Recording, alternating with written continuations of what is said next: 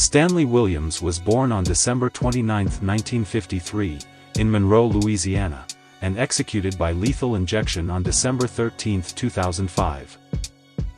Having been abandoned by his father, he lived in Louisiana with his mother until the age of 6, when they moved to the south-central area of Los Angeles. It was here that he grew up, with minimal parental control and lack of good role models.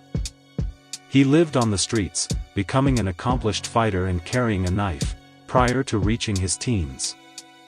In 1969, aged 15, he spent time in the Los Padrinos Juvenile Hall for automobile theft. At the age of 17 he was introduced to Raymond Washington. They formed a gang called the Crips. This later changed to the Crips, becoming one of the most feared gangs in American history. Williams' reputation as a fearless street fighter spread rapidly, and along with Washington and a third gang leader named Mac Thomas, they recruited hundreds of Crip gang members. Those that would not join were deemed rivals, and together these gangs formed the Bloods. The initial intention of the Crips was to protect communities from overzealous LA police officers and to prevent bloody battles between local gangs. However, the Crips became a monster that Williams and Washington could not control. In 1976, Williams was wounded in a drive-by shooting carried out by the Bloods while sitting outside his house in Compton.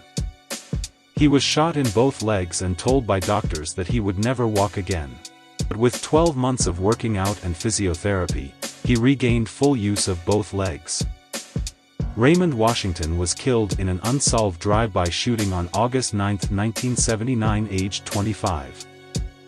Williams was arrested for the murder of a store clerk named Albert Owens, shooting him twice in the back at point blank, on December 28, 1979 in Whittier, California. He was also charged with a triple slaying in the Brookhaven Motel, Los Angeles, and received the death sentence for both crimes on April 20, 1981. His journey in San Quentin's death row started in 1979, ending with his execution by lethal injection in 2005. In the decades leading up to his execution, he had renounced the gang culture, and written several books on anti-gang violence. Williams was even nominated for a Nobel Peace Prize, with thousands of supporters around the world. Celebrities such as Snoop Dogg and Jamie Foxx spoke out on his behalf, along with Reverend Jesse Jackson. His plea for clemency was rejected by the governor of California, at that time, Arnold Schwarzenegger, and he was executed on December 13, 2005. Williams died soon after midnight, while his supporters held a vigil outside the gates of the prison. Mourners packed the 1,500-seat Bethel AME church, with hundreds gathered outside. After the 4-hour service, following his wishes, he was cremated with his ashes being spread in South Africa. Williams died just weeks before his 52nd birthday.